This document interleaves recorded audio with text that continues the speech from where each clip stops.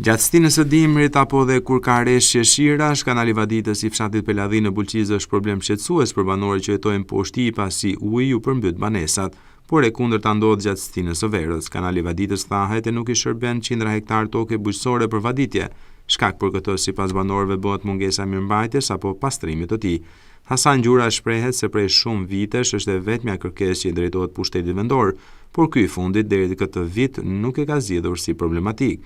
Gjura shton se ky kanal Vaditës duhet të funksionojë për qindra hektar tokë që mbulon me vaditje. Bllokimi i posetave ka bërë që të mos funksionojë prej të paktën 30 vitesh. S'ka fillu fare. Kjo problem çdo vit.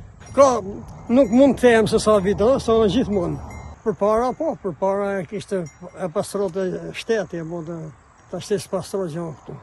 Vit të tjera kanë ardhur në eskavator, kam punu një ditë revene, sa me thonë se punu, më ne kanë hikë.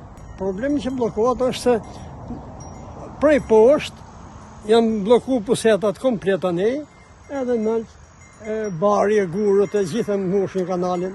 Kryplaku ka shku, një peticion me shkresja kanë qu bashkisë prefekturës, edhe për këta edhe ujtë e pishëm, edhe s'kanë gjithë asi zgjidhje. Ki kanal Vadit deri afër Godvisë.